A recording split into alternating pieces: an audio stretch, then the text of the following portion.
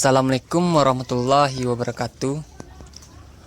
Baiklah, saya akan menjelaskan tentang hidrolisis triasil gliserol. Sebelumnya, triasil gliserol atau nama lain yaitu trigliserida disebut juga sebagai lemak penyimpan. Triasil gliserol adalah lipid yang paling sederhana dan paling banyak mengandung asam lemak. Triasil gliserol adalah ester dari alkohol gliserol dengan 3 molekul asam lemak.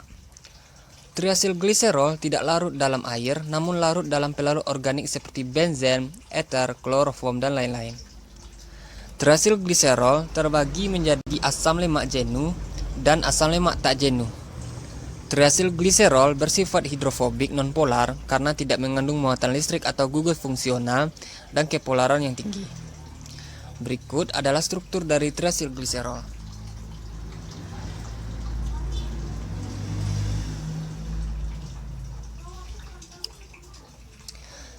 Triasil gliserol umumnya tersimpan di sel adiposa. Adipose adalah bentuk utama sebagai energi cadangan di dalam tubuh hewan. Sel adiposa untuk sintesis dan penyimpanan triasil gliserol menjadi molekul bahan bakar yang akan dipindahkan ke jaringan lain oleh darah. Berikut adalah reaksi dari hidrolisis triasil gliserol. Proses hidrolisis diawali dengan masuknya epinefrin ke jaringan adiposa melalui beta adrenergic reseptor. Reseptor ini nantinya akan merangsang atau mengaktifkan protein kinase A. Dengan bantuan protein kinase A dan juga sebuah ATP akan mengaktifkan hormon sensitif lipase. Hormon sensitif lipase inilah nantinya akan digunakan dalam proses hidrolisis triasil gliserol. Prosesnya, triasil gliserol ditambah air dengan bantuan hormon sensitif lipase akan menghasilkan diasil gliserol dan sebuah asam lemak bebas. Kemudian proses berlanjut dengan diasil gliserol ditambah air dengan bantuan hormon sensitif lipase menghasilkan monoasil gliserol dan juga sebuah asam lemak bebas. Kemudian proses masih berlanjut dengan monoasil gliserol ditambah air dengan bantuan monoasil gliserol lipase menghasilkan gliserol dan sebuah asam lemak bebas lagi. Jadi hasil yang dihasilkan dari proses hidrolisis triasil gliserol yaitu gliserol dan 3 buah asam lemak. Itulah penjelasan tentang hidrolisis triasil gliserol. Sekian, terima kasih.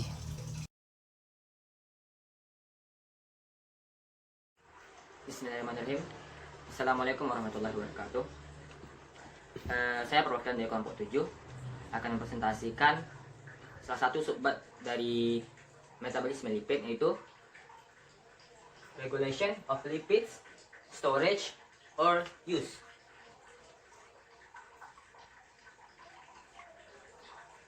Nah, kali ini kita akan bercerita tentang kapan sih seharusnya lipid itu digunakan atau disimpan. Kita akan lihat dari 3 sudut pandang. Yang pertama adalah hormonal control atau secara hormonnya. Yang kedua, allosteric control. Yang ketiga adalah gene expression.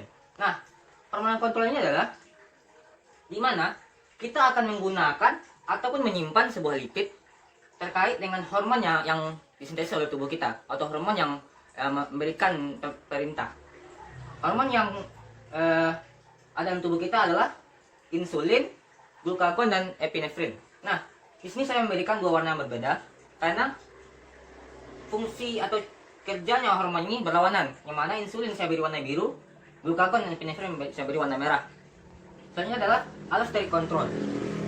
Allosteric ini adalah sebuah enzim yang memiliki 2 kemampuan yang saling berlawanan. Yang pertama, menangkap substrat, dan tapi juga akan menangkap dari penghambatnya atau inhibitornya. Yang mana pada lipid enzim yang digunakan adalah palmitoyl CoA, sitrat, dan milonyl CoA.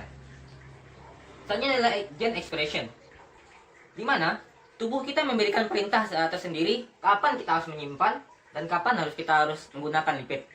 Baik dalam keadaan feeding atau makan, keadaan tidur atau sleeping, atau keadaan kita sangat lapar, atau biasanya kalau kita muslim adalah fasting atau puasa. Nah, baik, kita akan melanjutkan. Pertama kita mulai dari sudut pandang hormonal control, yaitu menggunakan hormon. Lipid akan digunakan atau disimpan tergantung hormon yang aktif dalam tubuh kita pada saat tersebut. Nah, bagaimana menentukannya? Yang pertama, di saat tubuh kita kekurangan energi atau dalam keadaan low energi, maka tubuh kita membutuhkan sumber energi lain. Nah, di sini kita tidak bisa mendapatkan glukosa, maka yang akan digunakan adalah asam lemak bebas.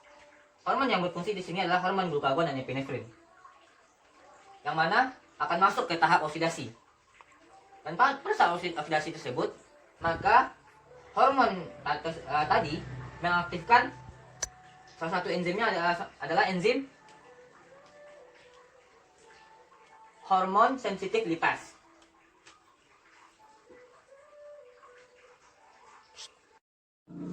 Nah, enzim sensitif lipase ini akan memobilisasi semua asam lemak bebas yang ada dalam tubuh kita untuk mendapatkan energi. Maka mobilisasinya meningkat. Contohnya adalah enzim fructose difosfatase, yang mana enzim ini terdapat pada proses gluconeogenesis. Nah, lalu bagaimana dengan proses sintesis sendiri? Dalam keadaan kita kekurangan energi, maka kita tidak ada proses sintesis lipid, sehingga enzim asetil CoA karboksilase dinonaktifkan. Soalnya adalah masih dalam hormon kontrol tadi, hormon selanjutnya adalah hormon insulin.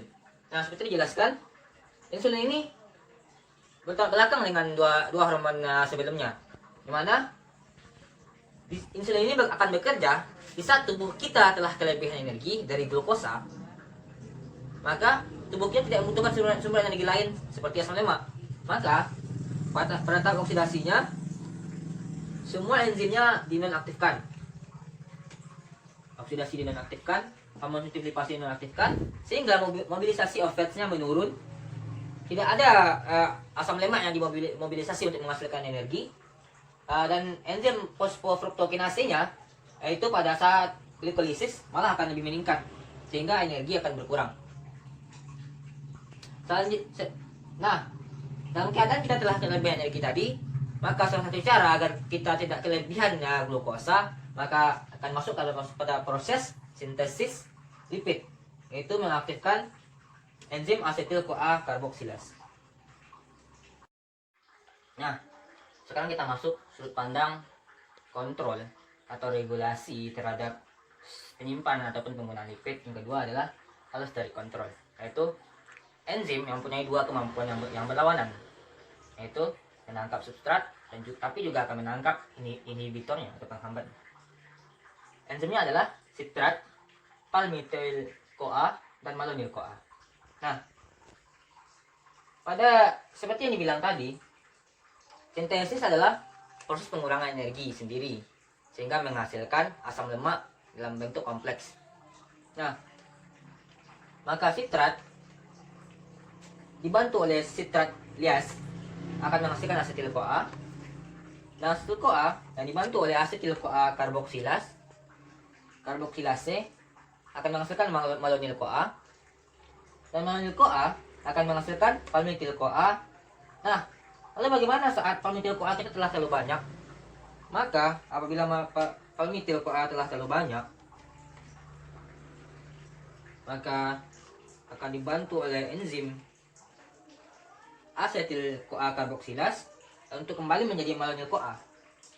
Nah, kalau seandainya malonyl CoA sendiri telah terlalu banyak, maka akan masuk kepada proses oksidasi pada CaT1, yang mana fatty asil CoA akan menjadi fatty asil carnitin pada mitokondria.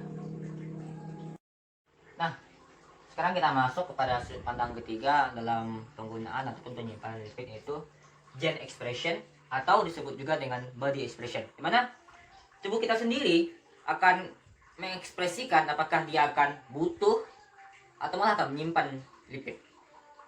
Pertama adalah dari saat kita makan.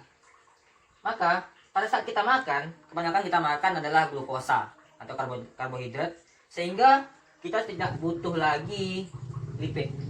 No need. Tidak butuh lagi akan lipid. Jadi sangat tidak butuh lagi akan lipid pada saat kita makan, sehingga akan terjadi proses sintesis biasanya.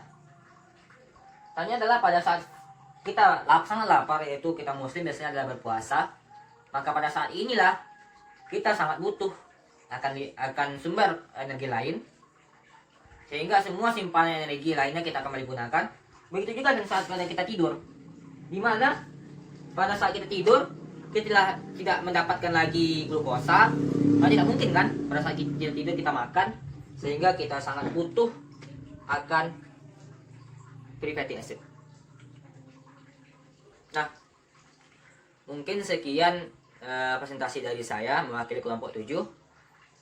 Saran janggalnya saya mohon maaf, karena saya masih belajar dan akan memberikan pengetahuan atau ilmu barunya bagi rekan-rekan semua. Sampai jumpa di pertemuan selanjutnya. Assalamualaikum. Dadah.